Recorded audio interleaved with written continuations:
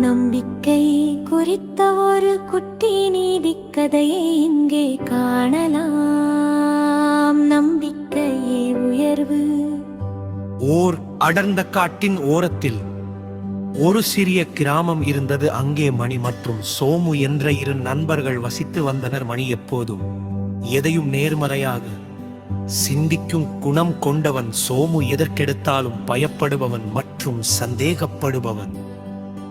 ஒரு நாள் இருவரும் காட்டிற்குள் விறகு சேகரிக்க சென்றனர். எதிர்பாராத விதமாக இருவரும் ஒரு பாழடைந்த ஆழமான கிணற்றுக்குள் தவறி விழுந்து விட்டனர். போராட்டத்தின் தொடக்கம். கிணறு மிகவும் ஆழமானது. சுவர்கள் வழுவழுப்பாக இருந்தன. மேலே ஏறுவது கடினம் என்று தெரிந்ததும் சோமு அங்கேயே அழுது கொண்டு அமர்ந்து விட்டான். இனி நாம் தப்பிக்கவே முடியாது, இதுதான் நம் முடிவு என்று புலம்பத் தொடங்கினான். ஆனால் மணி அப்படி நினைக்கவில்லை. அவன் கிணற்றின் சுவர்களில் இருந்த சிறு துவாரங்களை கவனித்தான். நிச்சயம் இந்நாள் மேலே ஏற முடியும் என்ற நம்பிக்கையுடன் அவன் ஏற முயற்சி செய்தான்.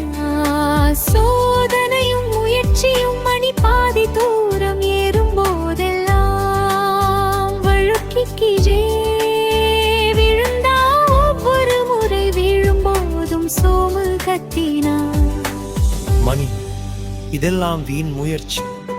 யாராவது வந்து காப்பாற்றும் வரை பேசாமல் இரு. உன் கைகள் காயமடைவதுதான் மிச்சம்.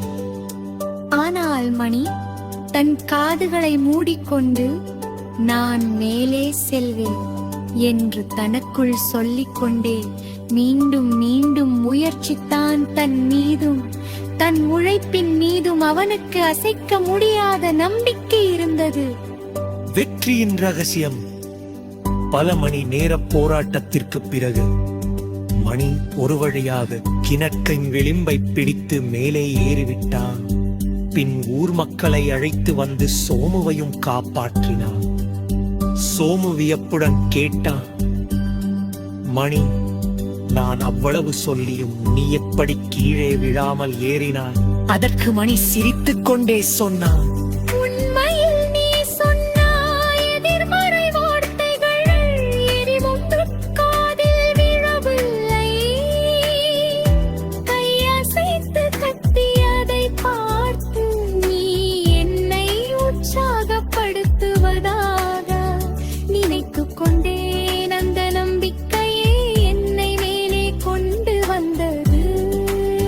கதையின் நிலை.